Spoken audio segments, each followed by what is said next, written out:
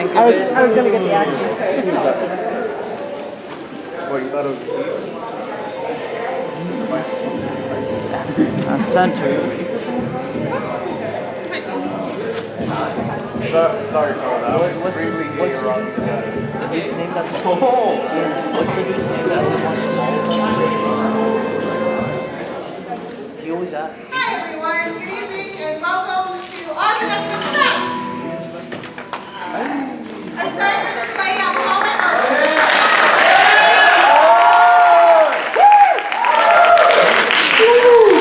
Alright, so I'm sorry about the delay of the call. We are having some technical issues.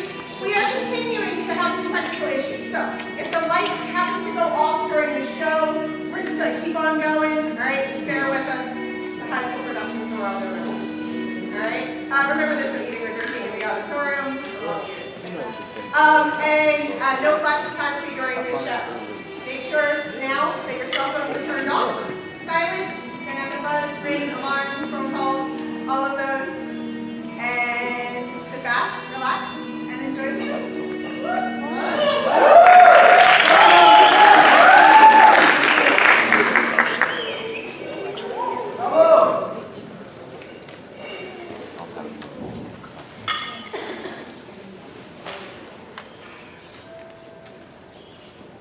Welcome. Tonight's play is based on the interviews done by the members of our theater society soon after the events at Menashaft, California in February of 2023. The interviews were filmed. Tonight's performances will be based on those interviews as well as available primary resources such as newspapers, letters, security camera footage, and recordings.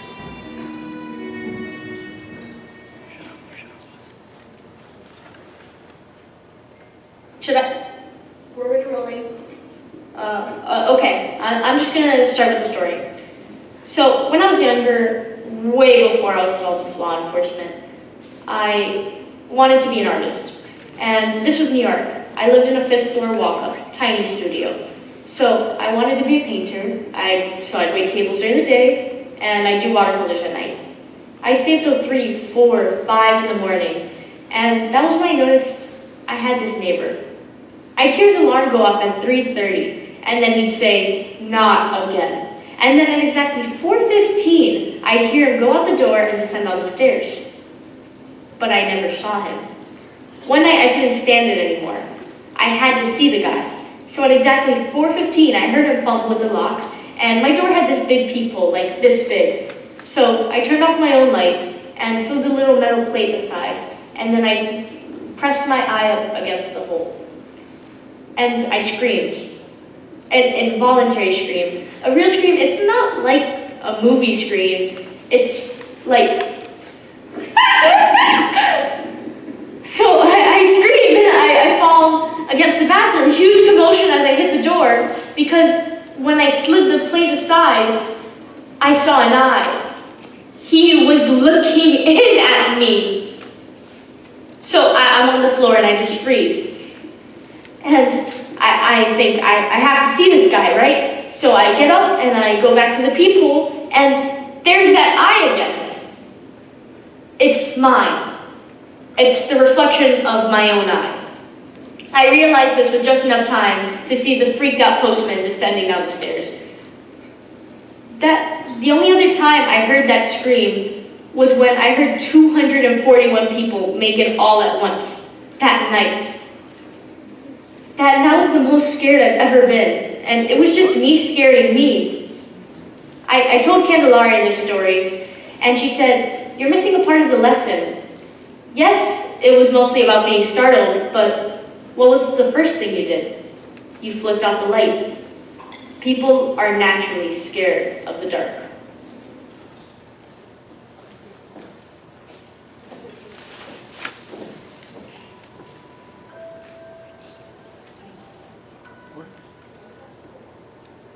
When I was 8, we lived in a house in Dunbar, North Carolina, just a quarter of a mile off of Kendall Avenue, the main shopping street.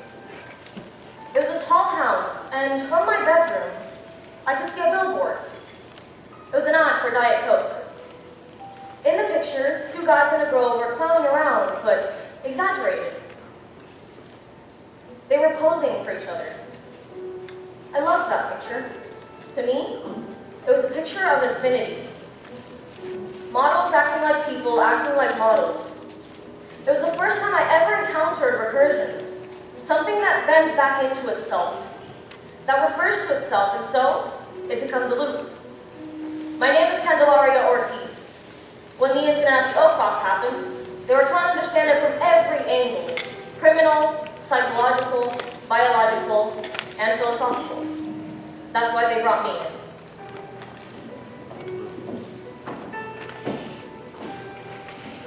I have this picture.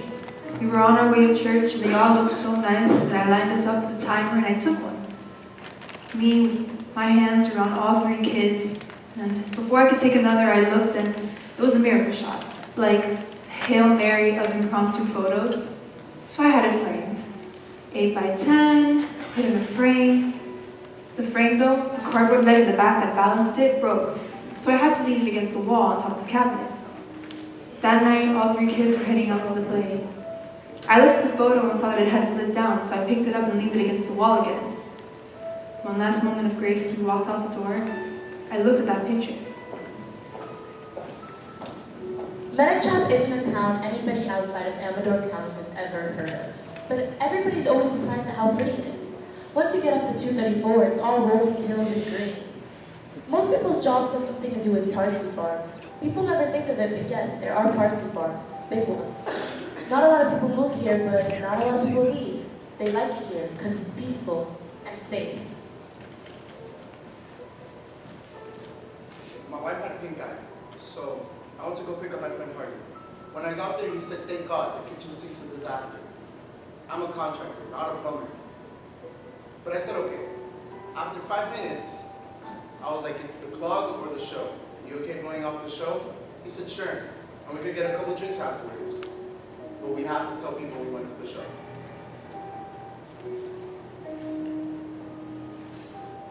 I mean, this is my 4th day ever as a detective, and I want to do a good job, and I already know I'm not. I mean, it's stupid things. Being in a new place, it gets in your way. Like, why are there 2 conference rooms with the same name? The fax machine. Do you press 9? Do you not press 9? And people are not... Look, just edit this out, please. People are not as nice to me as I would be in their situation.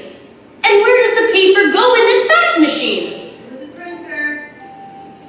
Look, so for the most part, I'm thinking, how could this get any worse? And then the whole incident starts, and it gets worse, and worse, and worse. Me and Mary Regal were at the region of the Oak Box, just talking about the world and that kind of stuff. And then we hear this crazy loud sound. It was like, sort of like a vocal, like, oh! That came from the Oak Box. And Mary just said that it was a big carbon plate. I'm a forensic engineer. If a bridge collapses, or a dam gives way, or people get trapped in a fire, it's my job to figure out what went wrong. Some of these cases are famous. When you look at the Hartford Circus Fire in 1944, 168 people died. The Great White Fire in 2003 killed 100. One of the things you pay attention to are the doors. There was a famous fire in Chicago in 1903. The Iroquois Fire.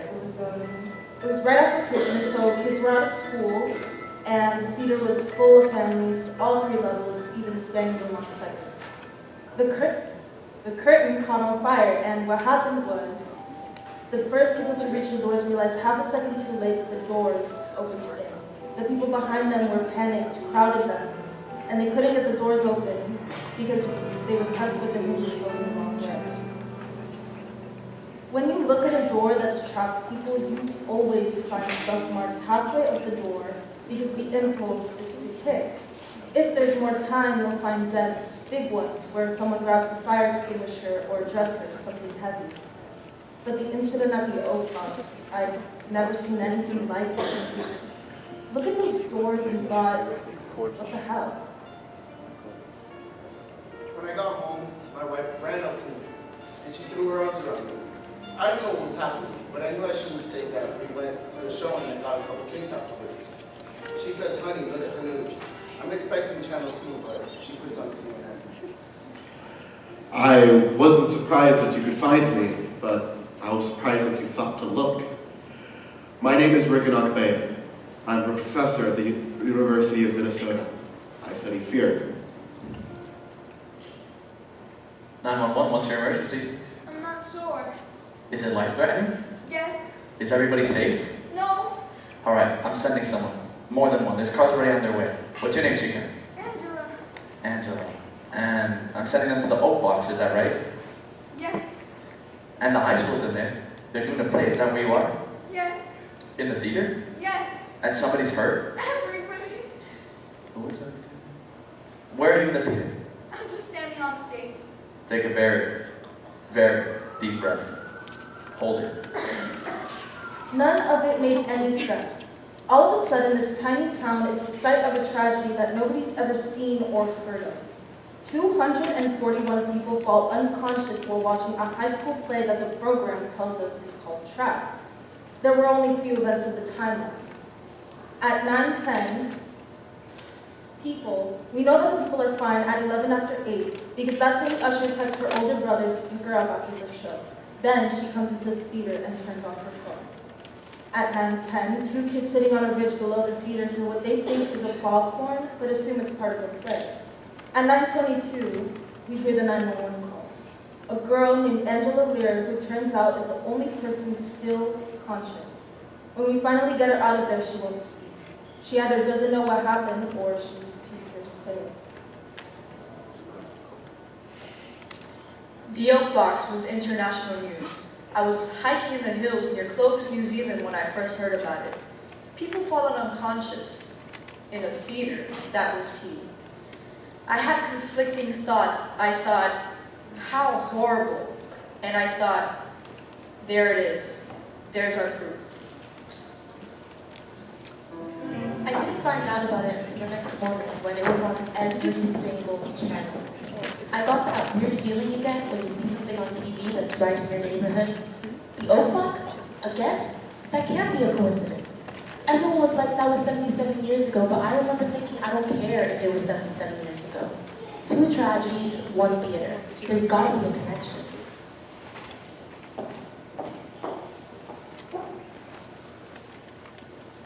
I know, 1946. Bond measure 280. Funding to build a new theater palace on Semper Bluff. Passed with 54% on the vote. According to Mayor Roger Wegman, we intend to use this money to construct a building that will attract visitors to Medishab from all over the country. The search for an architect is set to begin immediately. Architect Graham Hillox winning bid for the Medishab Theater project. Theaters have storage spaces, dry spaces, where the scenery can be pulled up at a view. My plan sees the metaphoric effect to a building. At the side, hot arts will rise like wings, lift within. My hope is that the building will be known far wider as the Medishab Angel.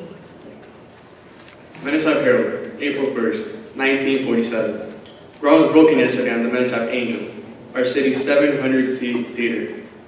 Mayor Roger Wegman overturned the ceremonial's first shovelfuls of the earth, then declared that the new theater would be a boon to our economy, and most importantly, our spirits. Letter from Laurel Pike to Adelaide Pike, April 3rd, 1947. My dear sister, I miss you, and there's no one anywhere in Manitoba I can tell this to. I'm disgusted with myself. I had Jonathan all to myself for 3 hours and I said nothing. We had dinner at Chauncey's cream room, but it was somber. Jonathan's been so quiet ever since Pat moved to San Francisco. Why do I have so few friends? He didn't talk, and I couldn't think of anything to talk about except the question. And he simply wasn't brave enough to ask it.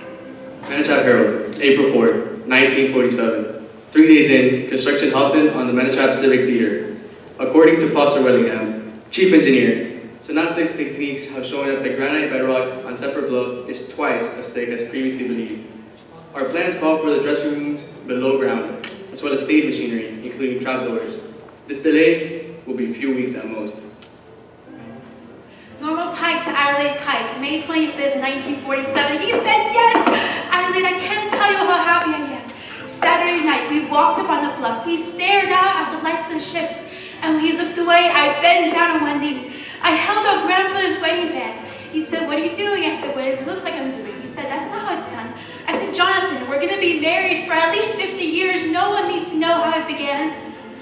Adelaide, I feel lit from within, electrified. But I promise this time, not in a bad way. Mr. Shaw, the Crawleys are coming over for dinner, and I have to buy another sofa.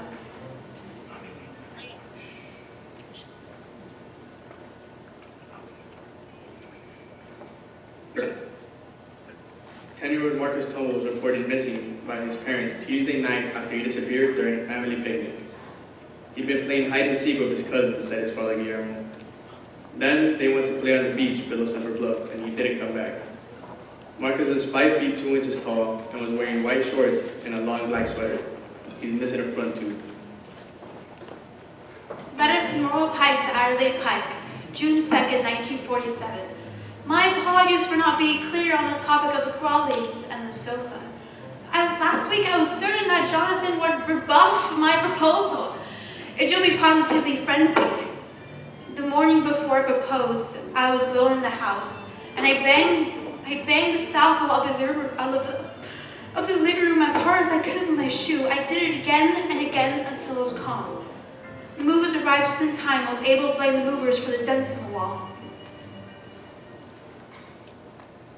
Manitoba Herald, June 5th, 1947. Yesterday, by a vote of 5 to 4, the Board of Supervisors authorized new blueprints for the Civic Theater. According to Supervisor Zed Orental, we had no choice given our updated understanding of the geology of the bluff. We've had to abandon the idea of wings. Normal Pike to Adelaide Pike, June 7, 1947. Dear sister, every moment of every day is the happiest time of my life. The only shadow is that it's so easy to tip Jonathan into silence. He was so quiet after I made that joke about the kilt he was wearing for the Scottish festival. Then yesterday I said, darling, please don't misconstrue this. I'm glad your business failed. Finally, you're all mine. Los Angeles Times, September 2nd, 1947. For the first time in history, the residents of the placid farming community of Manitoba, California, are locking their doors. The disappearance of 10-year-old Marcus Tumble has unsettled this town, an hour and a half north of Santa Barbara. Marcus disappeared while at a family reunion beneath an area called Separate Bluff. In absence of plausible natural reasons, residents are looking at each other warily. Marcus's mother, Thea, finds it suspicious that he should go missing on the day of the Scottish festival. All those men we've never seen before walking around town wearing dresses. The police say there's no evidence, but I don't need evidence.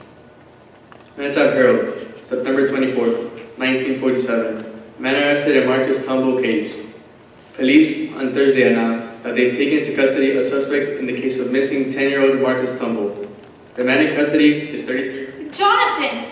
September 24th. Adelaide, they put Jonathan in jail. It's unbelievable. They say that he has something to do with that boy who went missing. It's ridiculous. They won't even say why they suspect him. Letter from Ganderman Esquire to Samson Bonnet Esquire. The trial proceeds well. On the stand, Mrs. Tumble pointed to a scratch on the float ring that was in Mr. Mollusk's furnished room. She positively identified it as the float ring that belonged to her son. Now, Mrs. Tumble is not our only ally. Watch the jury as they watch Miss Pike. When her fiancé grimaces, she grimaces. When Hugh looks downcast, so does she. She impeaches herself as a character witness, and she will be desperate to testify on his behalf. We must not appear too eager. Excerpt from the transcript of the trial at the courthouse by the sea. Cross-examination of Jonathan Lewis. So, this float ring, you claim to have picked it up on the beach, is that correct? Yes. Why would you do that? I don't know. I just did. Were you afraid you might drown? Laughter in the courtroom. Objection. Sustained. So, on the afternoon of May 30th, the same afternoon Marcus Tumble disappeared, you claim to have been taking a long walk, a 4-hour walk, on the beach, is that correct? Yes. Were you in the habit of taking 4-hour walks in the middle of your workday? No. Had you ever taken such a walk? No. Did anyone see you? It was a weekday afternoon. You work at Mosay Limited, shipping and transcription, as a typist, right? Yes. How long has that been your employment? 3 weeks. 3 weeks. And you felt comfortable taking 4 hours off? Needed to think about the world, about my place in the world. So you took this walk without telling anyone, Jonathan, right? I wrote a note saying I wasn't feeling well. And who did you give this note to? I meant to give it to my supervisor, Mr. Clark, but I later found it in my own pocket. Minichap Herald, November 12th. Brick announced swift justice. After deliberating for only 5 hours, the Jonathan Wells jury announced a guilty verdict on the count of kidnapping, as well as on the count of murder. There was a commotion in the first row, and Mela's fiancé began to wail so loudly that she had to be forcibly removed from the courtroom. But the murder was never to spend 1 minute behind bars. In an extraordinary scene, 2 hours later, the boy's father and 3 armed men rushed the bailiff as they made their way from the courthouse by the sea to the transport. The assailants grabbed Mr. Malas and pulled him into the ocean, where they held his head underwater until it was completely still. A witness reported that the incident confirmed Malas' guilt, as he had made not a move to free himself, allowing himself to be held underwater without a struggle. November 17th, body of child found. On Wednesday, construction workers at the site of the Civic Theater uncovered the body of a child. Authorities have confirmed that Marcus Tumble was found beneath the trap door of the long-delayed theater. It's a 1 in a million tragedy, said construction supervisor Clifton Nails. The theater was sealed for safety, but one of the lower windows had come unlatched. He must have climbed in. From there, he appears to have peered into the still shallow trap door. When the heavy door fell shut, he wouldn't have had a chance. Los Angeles Times, February 2nd. Time Magazine, February 7th. The opening night of our Civic Theater was home to the most extraordinary spectacle ever witnessed by this community. The long-awaited opening of the Minichap Theater will long be remembered. The tragedy known by every member of this town. The opening of the theater was finally underway. With the night drenched in a sudden squall, the Capacidades stashed their umbrellas, shook off their coats, eager to put the events of the past few months out of their heads. The audience watched, rapt, as Medea, passionately played by Broadway actress Lenya Rasmussen, called her children to her breast one final time. But as Medea wailed her vengeance, Norma Pike, fiancée of the unfortunate accused Jonathan Mollusk, entered the theater, dressed in green. Less a dress than a costume. Dressed like the ocean. She held aloft the glass. Tall and green, filled with liquid. Held it high, like a torch, and proclaimed, Welcome to this theater. Your theater.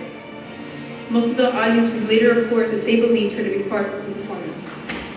This ugly box of a theater will become famous, but not in the way you hoped. No one will remember this dank showboat without thinking of the 3 people who died because of it.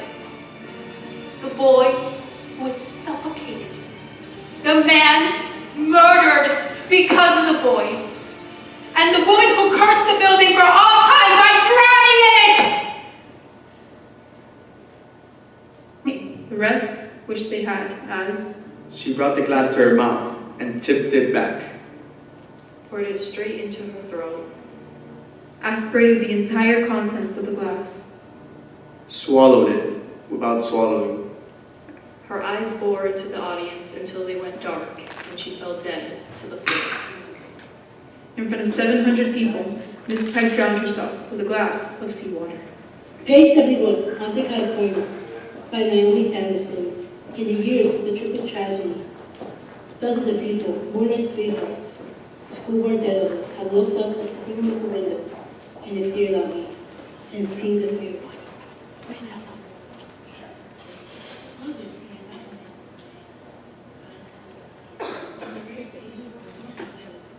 Feel overtaken, drenched, the shade illuminated by a light flash is a woman. She holds a sea green towel and smiles in meditation. Drink with me.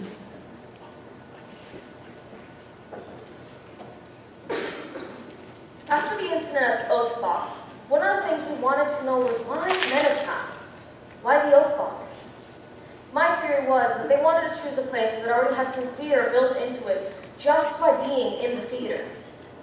Everyone in town knew the story of Norma Pike, but it's a local tragedy.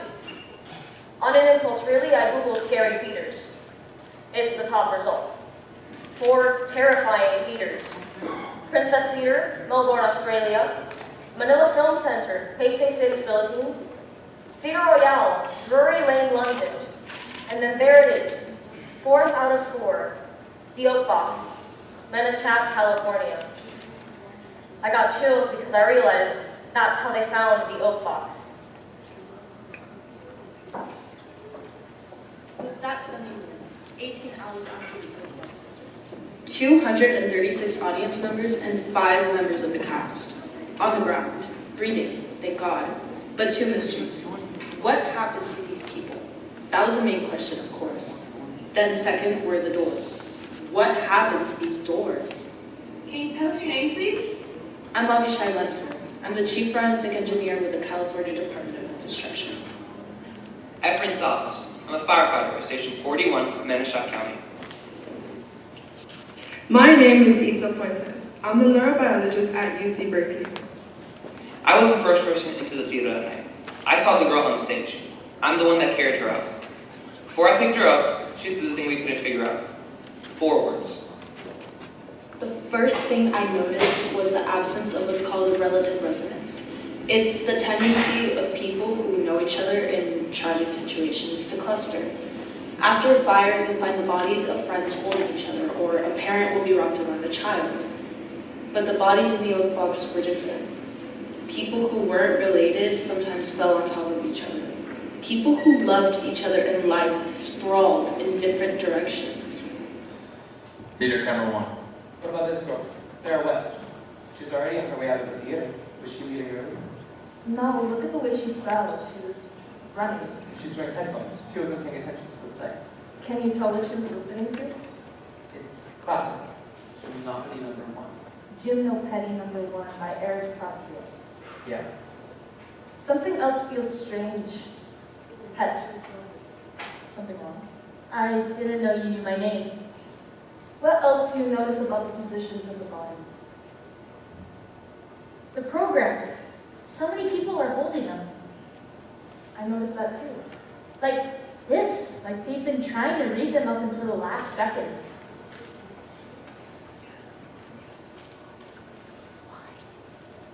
Overcome them that fast. Maybe it was an electrical impulse, or maybe some kind of gas had overcome them. We scoured the ventilation system. There was nothing. I was in the theater a lot. I wanted to spend time with them. I said to the firemen, any thoughts on what could have overcome these people so fast? How do you know it was fast? Of course it was fast. That's when they brought me in. Figuring out how long a body has been unconscious is actually not that hard to do if you have the right equipment. When a person loses consciousness, the body temperature drops by 2.5 degrees. But that takes a while, so we attached electrodes to the foreheads, microthermometers. And what we found was a surprise, to say the least.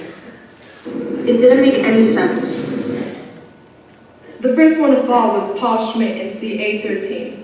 Next was Emma Stroheim, 3 rows back in D41. The first 26 people didn't lose consciousness all at the same time. They went down one by one. I said, are you sure of this? Theater camera 1. Continuous. I'm positive. Look at this. It's a seating chart for the O box. 813, D41. What do you notice? Nothing. Next, F42. So, front row, aisle, then the other side of the aisle. Then, La Luz Regis, L19. So, the row of L is horizontal to the aisle in the middle. It started at the front, the back, and the sides. Exactly. It works that way to the 26th person, Franklin James. I know Frank. Whatever happened to them, it started at the edges and worked its way in like something cooking. This doesn't seem like a natural phenomenon. This seems like attackers. Agreed. 241 people fall unconscious one by one like they got and snuck up on. But that doesn't make any sense because they could see the people falling around them. There's no... I don't see how a human could do this. Meaning what? I'm not sure. Hey, you guys shut up for a second. You guys hear that? There. I don't hear anything. There. I was 10 years old. so I have really good hearing. Your ears are always covered. It's like a church. There's again, the bodies. They're making some sort of noise. Which bodies? All of them. On Sunday morning, we had 2 mysteries. On Sunday afternoon, we had 3. What happened to these people? What were the sounds Edward was hearing? And again, these doors. These people had 45 minutes to leave, and those doors behind you were wide open.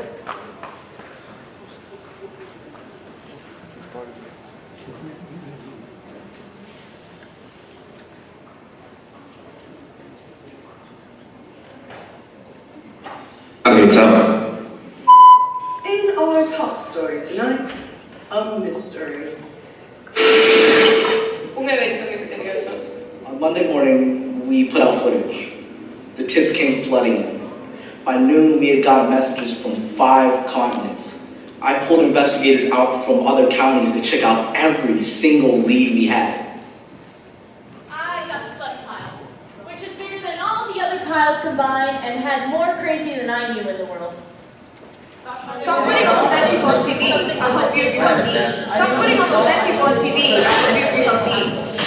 Transcript call from Seattle, Washington to the Oak Box Hotline, October 7th at 7:32 p.m. Oak Box Hotline. Hello, my name is Marion J. I'm a professor at the University of Washington. What I'm about to say will sound crazy. Uh-huh. Is this a secure line? Yes. Why? I'm going to tell you something, but you have to promise not to hang up on me. I can't promise that. You've got a theater full of people who've fallen unconscious. Yeah? By now you've probably found out that they've been attacked one by one. How do you know that? I think you might be dealing with something called Faranox. Faranox? What are Faranox? Start with what they're not, which is human. Now I'm gonna hang up.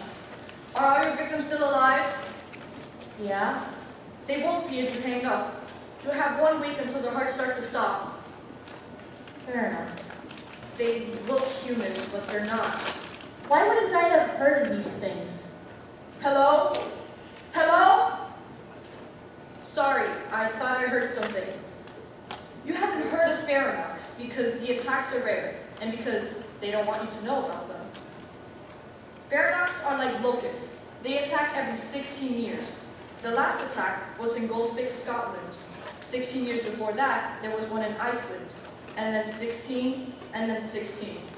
This is a swarming behavior. These creatures attack, mate, and then they all die. All but one.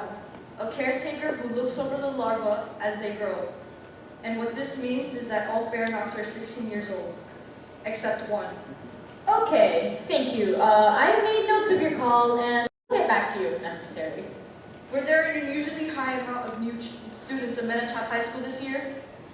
Yes? And at least one teacher? The theater teacher. What happened to the old one? She died. Suddenly and with no apparent cause. Why wouldn't anyone have heard of these things? Oh! What? Nothing. My house must have blown a fuse. I can't see a thing. There are 4 of us who are trying to hunt down these Faranox, but at the same time, they're hunting us down too. Of course, they have an advantage. Which is what? They know for sure that we exist. What are the other 3 people studying these things? There's a zoologist from Colombia named Kwera Muguruza. There's an evolutionary biologist named Melissa Tenge. And a professor from the University of Toronto. He studies fear. Who's there? Who's there? Then I heard a click. Call ends at 7:37. I tried to call back, but the line wouldn't go through. I stood there and I knew I had a decision to make. I could either march into Sergeant Brock's office and say, I know this sounds crazy, but I think I might be onto something. Or I can move on to the next call. And as ridiculous as he sounded, I believed him. But I was new at work and I was already screwing up. I moved on to the next call. At first, we didn't know what we were studying. hunting. As it turned out, the key had already been discovered by a Bolivian named Muguruza. He and his postdoc at Rio Plenty had won the 2020 Nobel Prize in Biology for their work. Estábamos estudiando algo que la gente había notado durante siglos. We've been studying something that probably seen for centuries. Se llama el enigma de la viuda negra. It's called the black widow conundrum. When an insect gets trapped in a black widow's web, the spider doesn't attack immediately. Instead, it follows a more ritualized pattern. The mob noticed something approaching slowly. Then, the black widow reveals herself. Large, black, shiny. The insect panics, jerks the web up and down. Then, the widow reveals her forelegs, a red blood hourglass. Adrenaline rushes through the mob, through the web. And the widow, baby. It was a brilliant evolutionary discovery because it was a way to get nourishment from different parts of the animal. Every other predator on the planet eats the meat of its prey. These creatures subsist on powerful chemicals secreted by animals who are terrified. They feed on fear. A creature that feeds on fear hunts differently than one that feeds on flesh. If terror is what sustains you, you need to create it. Feronox do not chase their prey, they trap it. The Venus flytrap and the black widow, the two most famous feronox. An insect, a plant. But then there was an evolutionary jump. The idea that a species of Feronox could mimic humans was so difficult to get over that we had to take a step back and ask, not how could this happen? Why would it? Why would a species of Feronox hunt humans when there are thousands of other species that are easier to capture?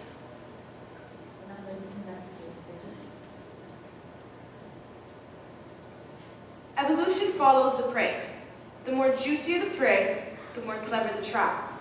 A feronox's chosen prey, their only prey, are the ones most susceptible to fear. The way human brains evolved made us very, very good at birds in the grass. Is that a snake in the branch, in the grass, or a rat? Was that some lion? Thunder. All this worry kept us alive for 100,000 years.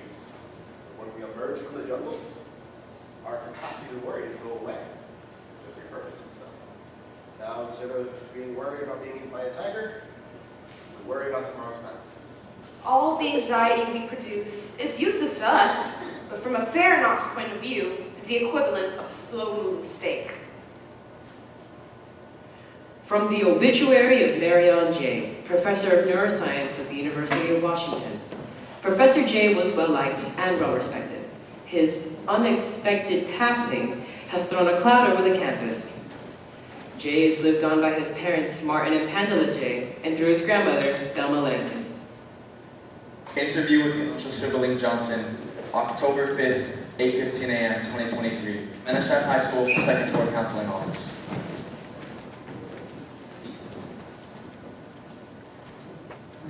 Do you know why we're having this conversation? Because of yesterday. Be more specific. Because of what happened in the woods. We're here because of what you told what happened in the woods. It happened. You spoke with a lot of people yesterday and you told them all the same story. Yes. Is that story something you're sure is true? Or is it possible that you made it up? It was all true. That's why we're here today, Keisha. Is that story about what happened in the woods? That story couldn't possibly happen. Kenosha came out of the womb perfect, but when she was 3 weeks old, she had a seizure. We were afraid we would lose her. You can tell right away something had changed. I remember Kenosha's first day at Manitown because she got to the audition board and the string holding the pen was broken. And so I said, if you want to audition, I've got a pen. And she said, my name is Kenosha R. Cimberlin Johnson. So the joke very quickly went around. I don't know who said it first, but that the R... The R. The R. The R was to distinguish herself. To distinguish herself from all the other Kenosha Cimberlin Johnsons. The kids at our old school can be so mean. Menashap was supposed to Be a fresh start. Thinking back, that really wasn't a good idea because you always had that in the back of your mind. Like that little bit of distance. Kenosha had all the normal emotions, grief and happiness and nervousness, but they weren't wired right. Like, she'd grimace to say, "I love you." She spent her whole life studying people's expressions, and she got quite good at showing the right emotion, but she was acting. It was like she was doing it phonetically. But there was one thing she could never manage, and that was to lie. There was too much going on. What do you do with your hands? Do your eyes look up or down? She couldn't calibrate the information. She said she couldn't come to homecoming with me because her uncle was an astronaut. I wasn't gonna go with her anyway, but it still made me feel bad. I'd give her lessons, I'd say. The situation is you're 2 hours late and I've been trying to reach you. I'm frantic and I'm angry. Go. She'd go blank. Now you tell me that your phone ran out of juice. And she was awful. And I told her, Kenosha, you have got to master this, or you're going to have the worst teenage years of anybody on earth. The bench incident really was an accident. You know those long lunch tables that have like the long benches? Well, Kenosha was sitting alone at one of those. So I went up to her and I asked, "Hey, is anybody sitting here?" And she said no. So I grabbed the bench and I moved it over to our table so we could fit more people. But of course, in the long run, that actually worked out really well for her. Because when she was sitting alone, well, my Clifton went over to her. Oh, Clifton, where to start? Clifton's kind of perfect. I think that he's really, really nice. Kind, so sweet. We don't have any prom or homecoming royalty or anything like that, but if we did, he'd be both kings. He just walked right over to her and asked if he could sit with her. There was one thing actually. When I first saw her, her phone rang. And without saying who it was, she made herself smile. It was when she answered the phone that you could really hear it in her voice. Next thing you know, I look over. They're in the cafeteria and she's making us laugh.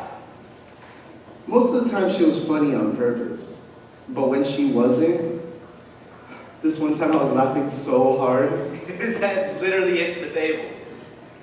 She once said, "I like you more than water." You'd see them everywhere together.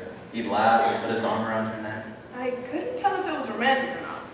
So it's barely a week into school, and there's the new girl running an audition for it. Only the string holding the pen was broken. I had been interested in auditioning, so I did some research. I read Udo Hagen's Respect for Acting. It's a pretty famous book, and it's great. You should read it if you get into acting at all. We had talked about the idea of Kenosha being on computer because I thought she would be quite good. She was so good at mimicking emotions. I said, "Well, sweetheart, go for it." Kenosha, that story that you told to so many people, it makes them a bit anxious. It scared them. Did they cancel the play? No. Didn't scare them enough. Why do you want the play canceled? Something bad is going to happen. What's going to happen? Can you tell me that? Next thing you know, I look over and they're talking about the Miss Pendleton tragedy. I mean, we all knew that the fall play was happening early, but we just didn't expect it.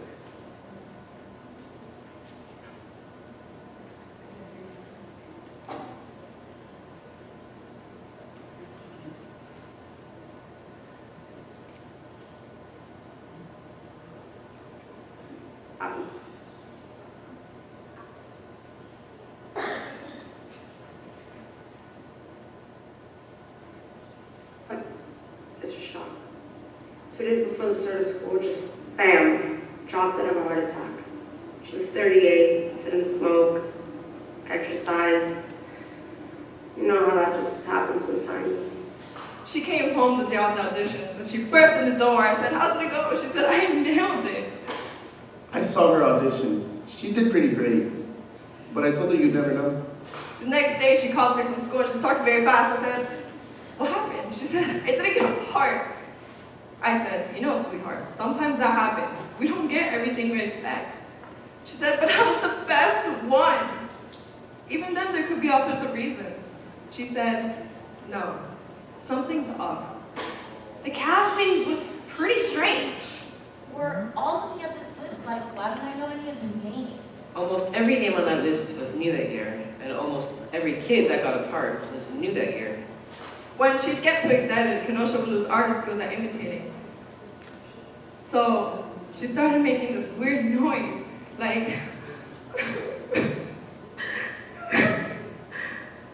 she hung up. and I was worried something might happen. So I was there at the next cast meeting to see if I could volunteer for tech.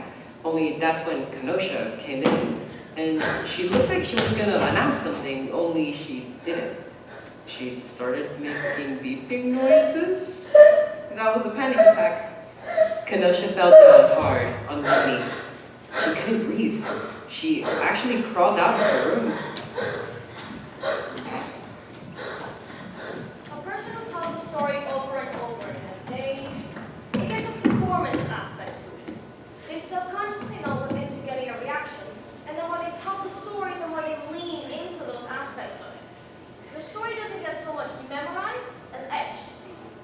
So she said, I'm gonna tell you a story. Please just listen. She said, please, just listen. Please, just listen. Yesterday I made it out of the school, but I hurt my left knee. My left knee! Right here, so I couldn't go very fast. I was allowed to walk along the highway as long as I faced the direction that the traffic was coming from.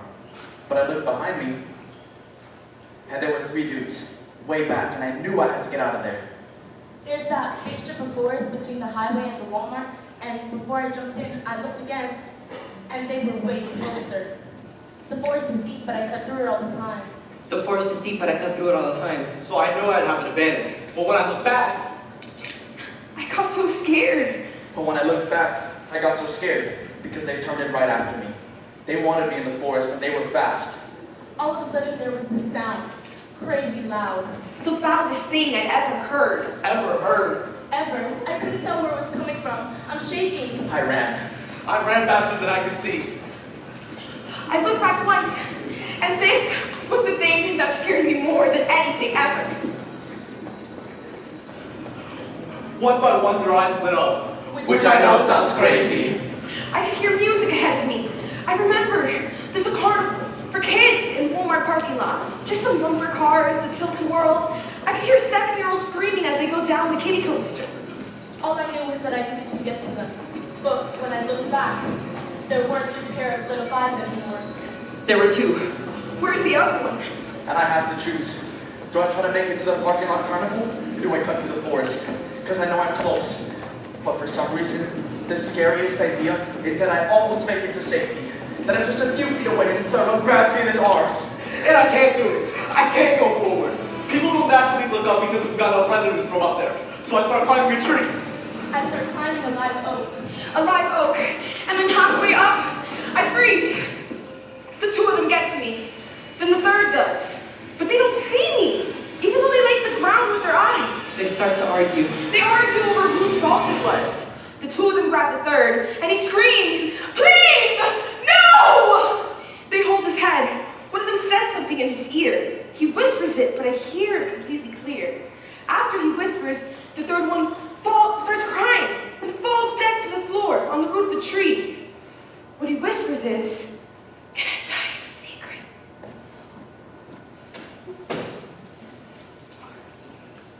No, you concentrate for just a little longer. You said that their eyes lit up.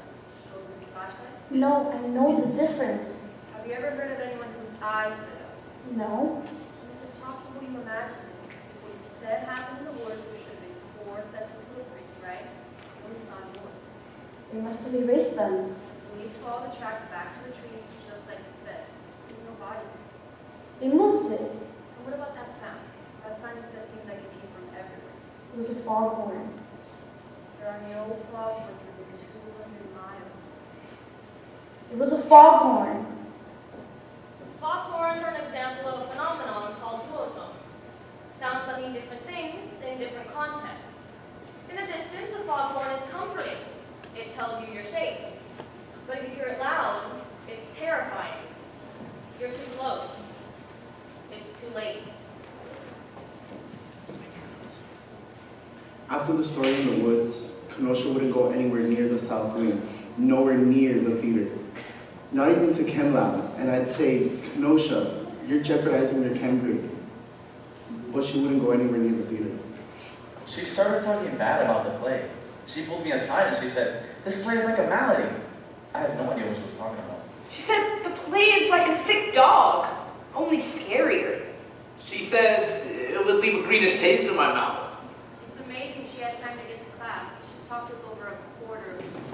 She pulled me aside and said, let's not go to the play that night. Let's play charades instead. We should have a movie night. She said, please, please, please don't go to that play. And I said, Kenosha, I'm in the play. She was so scared to go to the play, but of course she ended up going. She thought she could save those people. My brain has an anchor right here. It weighs down my thoughts and I can't see through it. She said, please, I like you more than water. She told everyone she met that the play was going to end in horror. I knew she couldn't lie, and I still didn't believe her. Email from Marion J. to Guadalupe Hatch, October 4th, 2 days before Marion J. was found dead in his study. Pheromones are perfect replicas of people. These things can pass as human anywhere. They mimic our emotions, and the only person who has been able to detect a pheromox is one who had been mimicking emotions herself. It was the girl who disappeared, Kenosha. Email from Marion J. to Guadalupe Hatch, October 5th, 1 day before Marion J. was found dead in his study. Miss Hedge, please respond to me. When pheromox attack, it's 99.9% fatal, like rabies. Once the attack, you have at least 2 weeks until their hearts start to stop. But it will stop. In the whole history of this happening, there has ever only been one survivor. I was still working the slush pile. I knew there was only one person who knew what happened in the theater that night. And if I was going to talk to them, I was going to need an angle. So I marched to Sergeant Brock's office without knocking and said, let me talk to the girl. I said the girl's useless. She said 4 words to that fireman, which doesn't make any sense. She wanted out of there. What if what she said was 4 words? Like 4 words someone said to her that night. Let me talk to the girl. I can get those 4 words. With all those bodies in the theater, it felt heavy and warm, like a greenhouse. There was 241 bodies, but they put IV tubes into them so the IV bags weren't here. And that's what you noticed at first. It was actually kind of beautiful because the theater was dark and those bags glowed. He came to me and he said, I want to take some time off. And he said, I'm sorry, I need all hands on deck right now. And Efren said, I know these people. I love these people. I wanted to help out in the theater, see if I could figure out what those noises were that the bodies were making. He said, nobody can hear those noises except you. And Efren said, that's why they need me. Menashev Psychiatric Facility, Stabilization Room 4, October 21st, 9:30 a.m. Angela, can I come in? I'll just stay over here. My name is Gwendolyn Hedge, and I'm one of the detectives investigating what happened in the theater that night. Does that camera bother you? It shouldn't. There's no one watching it. It's only if something went wrong, which it won't. We can look back at the footage and see what happened. I feel like I know you. Like, whenever anyone talks about you, their whole voice bubbles up. They talk about your soccer practice, your sense of humor, and that CPR class you organized. Angela, a lot of people need your help. I have a theory about what you said to the fireman that day. You heard 4 words, but I think what you said was 4 words. Can you tell me which one of those it was? I have something I want to ask you. Stay away from me! I'm sorry! Get away! Somebody help me! Sweetheart, I'm sorry. Theater Camera 1, October 25th, 2:45 a.m. Anyways, Emily, I'll be back to check on you soon. Miss Mel, this is Efren Salas. I was in your 8th grade trigonometry class 14 years ago. I'm here to make sure you're safe and comfortable, but that's not all. I know you can hear me, and I think you're making noises. Not just you, but everyone else in this theater. If you can make a noise, I'll hear it. I have great hearing. Try it. The year I was in your math class was the year those midterm blocks falling off your desk before I had time to grade them. Make a noise if you remember that. For me, it's a nice memory, because I was one of 6 kids without period free. And instead of making me a suspect, you deputized me. I was new to the school and nervous, and I never told you how much that meant to me. You trusted like that? The Holy Spirit shaped out what you wanted to be. Part of why I tried 5s, which is why I want to tell you. I did steal those tests. Hey! Quiet. She made the sound. Nobody heard that. You gotta keep it down. They can hear us. Menachab Psychiatric Facility, Stabilization Room 4. Thank you for seeing me again. Answer every question. You pause for more than a second and I kick you out. What's the book you read in high school English? Hamlet. In 15 seconds, tell me your life. Born and raised in Indiana. Wanted to be an artist, so I moved to New York. Didn't work out, but I met my husband, so we moved here so I could pursue law enforcement. My daughter's in 3rd grade. 6 times 8. 48. What are you most afraid of? Millipedes. Tell me the secret. What secret? Tell me the secret or I kicked you out! I don't know what you're talking about. It was 4 words. 4 words. 4 words someone said to you that night? Yes. What were the words? You don't have to say them. You can write them down or whisper them as softly as you want. I'm too scared. There's nothing here that can hurt you. Who said the words? Male or female? Female. Adult or student? Adult. What were the words? I'll tell you next time. Give me just the first word. Tell me just the first one. The. The. The first word is the. Thank you. Theater camera 3. There are scientists in Guangzhou, China, that does therapy that seems to help in coma patients. It's a machine that makes sound waves, and it's so huge you have to put it on a cargo plane that's already flying over the Pacific. And there's a group in Cape Town that have these drops that go in your eyes to relay brain function. All over the earth, in all different ways, people are praying for you. Efren, Sergeant Brock. I've got bad news. The EEG results came back. None of the body showing brain function. No brain function that they can measure. It would register. You're no scientist. What happens to the hides of brainwaves? That's not possible. This isn't possible. They're breathing, but they're as good as dead. Then why are they making those noises? Nobody hears those noises but you. Because I have great hearing. Or because you want to hear them. I hear them. Never shout at me. I'm sorry. It's not good for you to be here so much. It gives me strength. When was the last time you slept? I don't need sleep. They're sleeping for me. That doesn't make any sense. I don't want to lose you too. Fine. I'll sleep. Menachab Psychiatric Facility, Stabilization Room 4. Angela, I brought something for you. I heard you're good, and I brought this in case you wanted to play. I'm just gonna set it here. I'd love to hear you play, but in order to do that, I'm gonna have to get close to you. And I'm just gonna reach one hand back here, and I'm going to, there. You too achy to play? Look, here, how about this? Gymnopody No. 1 by Eric Satie. It's famous for being calming, soothing. In Europe, parents use it to calm their children.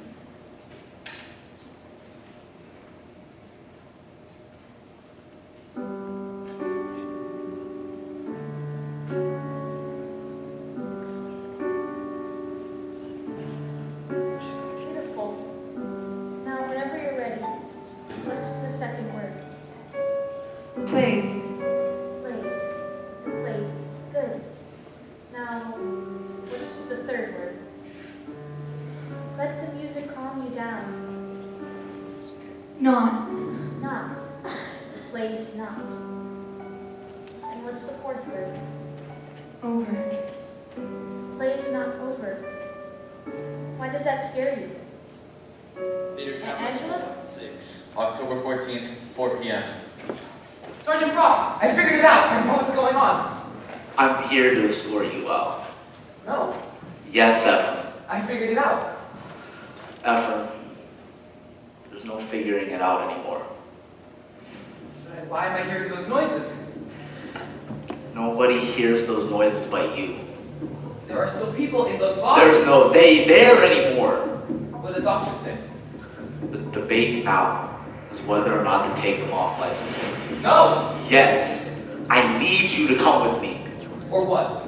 Or you're fired. I don't care about that. No department in the country will hire you. I'll change careers. I'm 2 seconds away from dragging you out. You're not big enough. I brought deputies. I'll slip between thighs. Get out of this theater right now! No. Guys! There are still people in those bodies. Listen to me. If you can hear me, I need you to know something. I need you to know that you are loved, that God loves you, this town loves you, and I love you, and I won't let anything happen to you. But please, if you can hear me, I need you to reach back to me. Give me 1%, and I'll reach you the other 99. Please.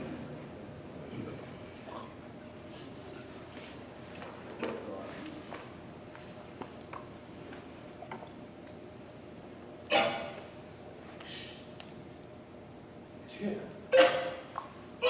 I hear it. I hear it too. I hear it too.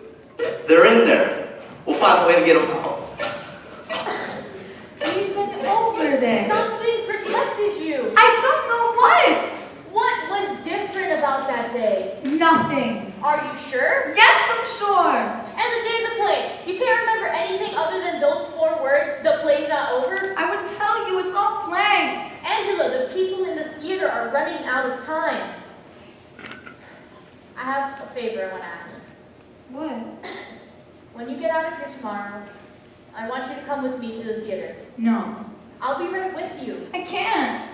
My guess is you're going to walk in there and you're going to remember what happened. Let's go through the performance day one more time. It was a typical Friday. Math, biology, social studies, English, PE, Toastmasters. Which you said is after school. Why? Yes. Are you a good speaker? No, that's the reason why I'm in Toastmasters, because I can't even remember my speech. My head gets all light and my chest tightens up. Oh. What? It was my day to speak. My dad's an internist, so he gave me a pill, Endro. It just keeps the adrenaline flowing so I can breathe normally. You took a pill that blocks adrenaline? No, I took 3. Fear is irrational. Scary movies make us wince, even though we know nothing can come out of the screen and hurt us. If anything, theater should be scary.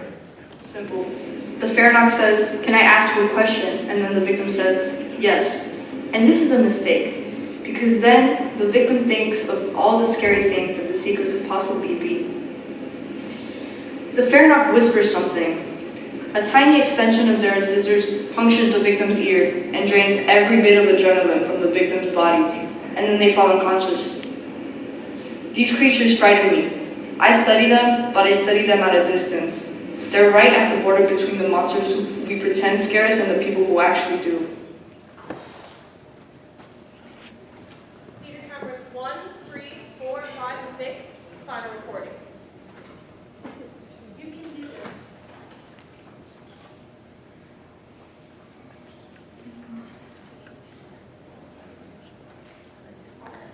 You got this.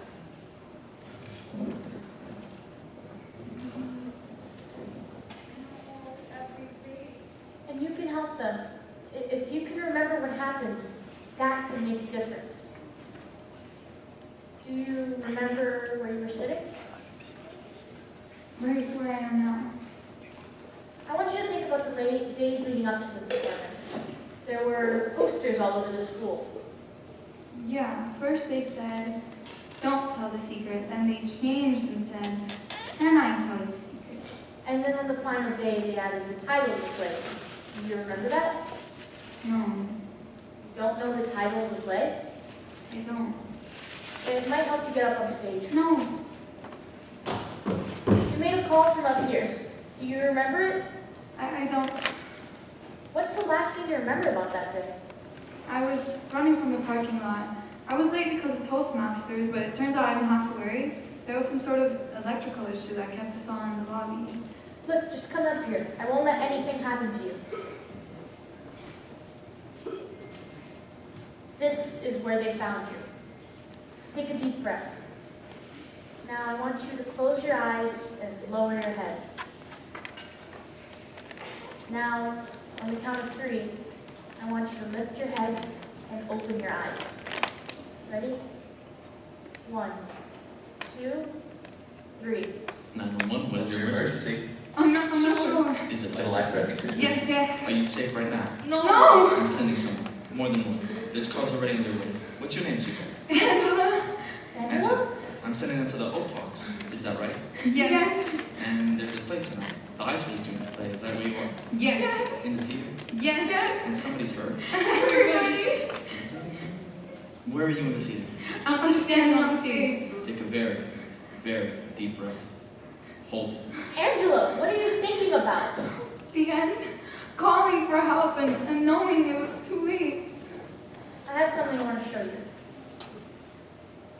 This is a program from that night. That's the title of the play. Trap. What's wrong? It should have been obvious. What? The play was a trap, and he was even called Trap. The play was in sections. Section 1, a picture of infinity. Section 2, the oak box. Section 3, what held them? What held us? Something happened in a theater, at a school play. Everybody in the audience fell over, unconscious. Okay, but what happened in the play? What was the story about? That's what it was about. In the play you were watching, people had fallen unconscious in a theater? Yes, it was mostly interviews, like a documentary. Everyone had fallen over except one girl. And in the play, what had happened to them? There were these creatures. They looked human, but they weren't. They were called Pharaohs.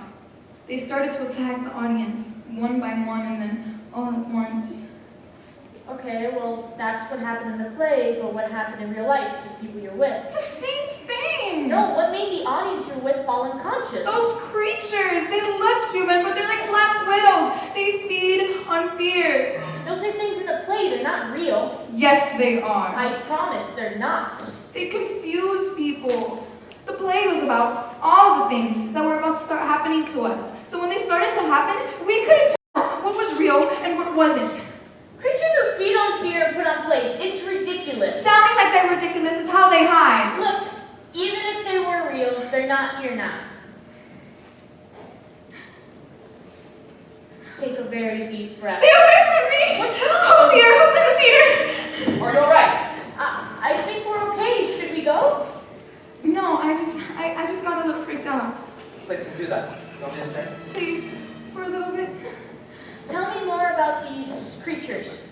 In the final section of the play, which was also called Trap, the Pharaohs started to attack.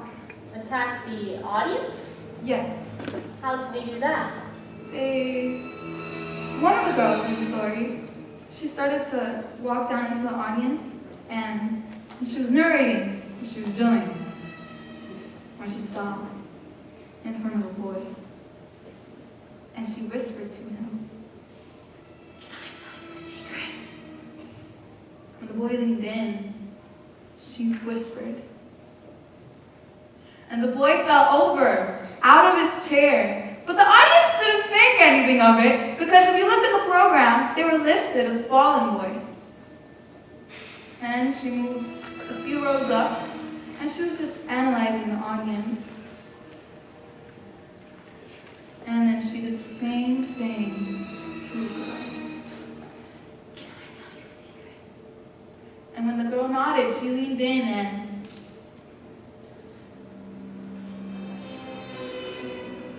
there was something we still couldn't understand. If Pharaoh attacks depend on anxiety, why were these people falling over? I mean, they didn't think it was real, so they should have been safe. As it turns out, what these people were worried about wasn't death. It was that one of the actors would whisper something into their ear, and they wouldn't know what to do. They had stage fright, which, as it turns out, is just as lethal as the fear of death. by the time she got to me, I was scared. She whispered to me, and nothing happened. You've taken the Inderall. Yeah, How many people had fallen over by then? a lot. Why wouldn't somebody have just left? Because they thought it was just a play. Somebody's cell phone rang in the middle of it, and if you look at the program, they were listed as the cell phone boy. Stop! Stop the play! Who is this? My name is Kenosha R. Silverling Johnson. Everyone, listen up. In a calm and orderly manner, please leave the theater. You have to leave the theater for your own safety. There's a child in the parking lot, and it's stuck in the car. You have to go check and make sure that it's not your car. Worst liar in the entire world. Please leave. They think you're part of the play. You don't want to pay me. Yes? You're not human. What am I then? There. You're human, and you are, and you are, and you are, and you are,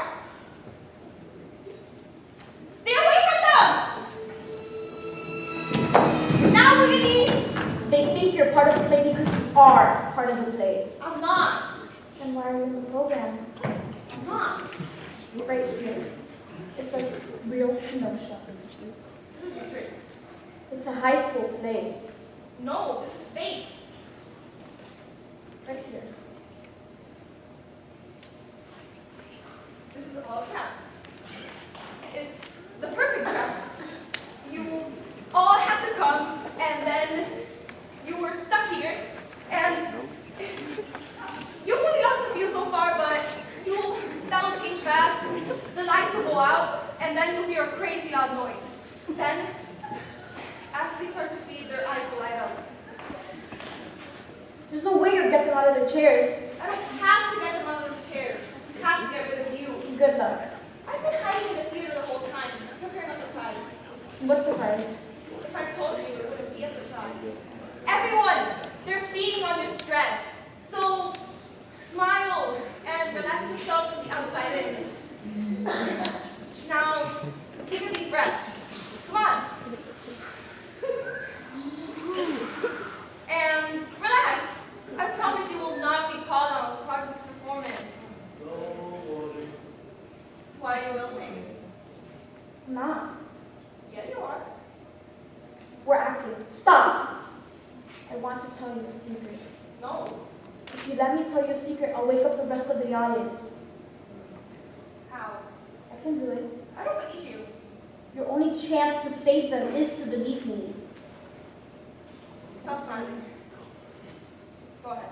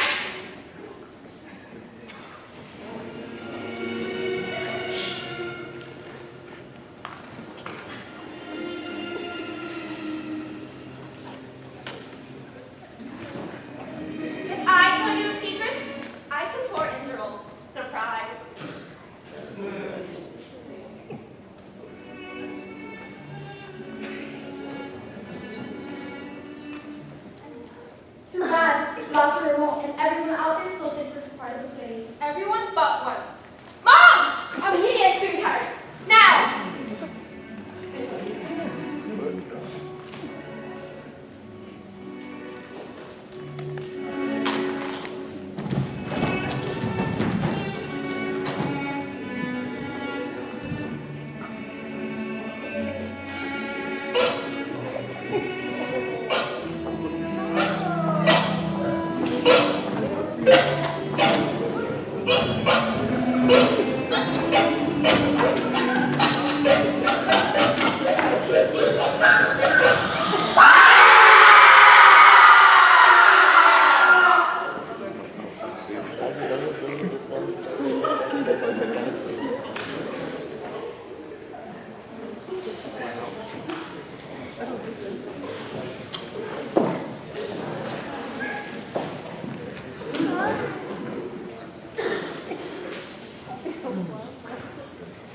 That was the scream I heard that night. The sound of all those people being freed. Best scream you can imagine. 25 days after the events of the Oak Box took place, they came to an end. I'm Angela Gore, and I survived the events of Manitoba. I'm Clifton Barnes, and I survived being in a play. Father, I'm alive because of Kenosha R. Civilian Johnson. Kenosha saved my life. My whole family was in that theater. Thank you, Kenosha! Thank you.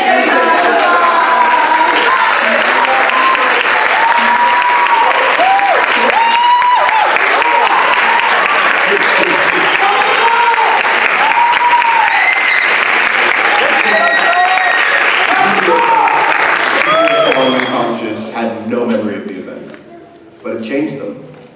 I published 3 papers. I got a medal.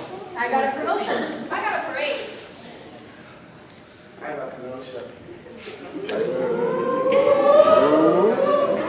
few weeks last year, the town of Medicine, California became famous. What had happened seemed impossible. Psychologists wrote it off as an example of mass hysteria. People getting scared in a place that had already scared them. I lived through the events, and even I'm not sure. Did it really happen? Or was it like the eye of the people? It was just me scaring me.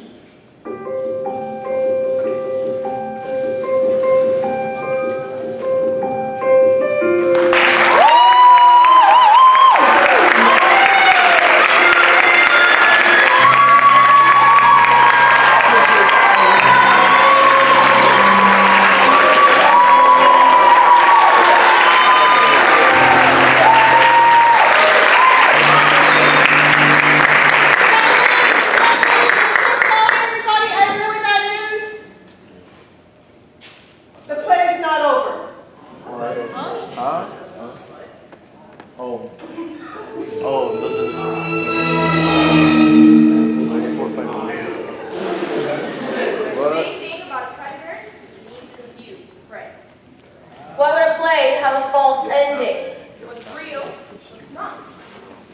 Sorry everyone, there's a delay. We're having some trouble with the lights. A prey is most comfortable when it thinks it has escaped. The spider's not home. The web almost breaks. I'm almost out of the woods! It was just me scaring me. Recursion, a high school play about a high school play. You tell an audience, you're going to die, and they'll stay in their seats because they don't want to listen.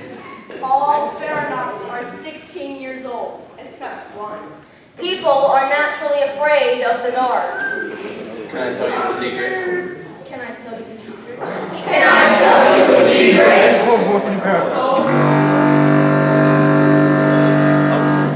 In the distance, a foghorn is comforting.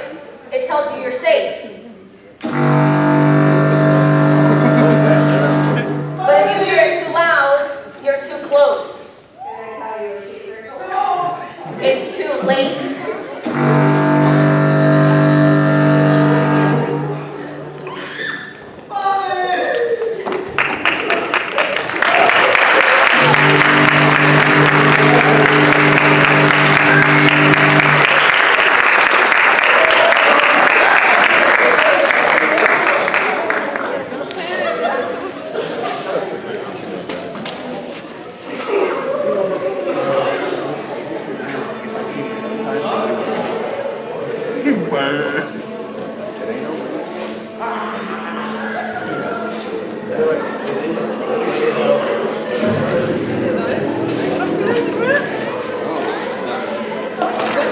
I don't know if it's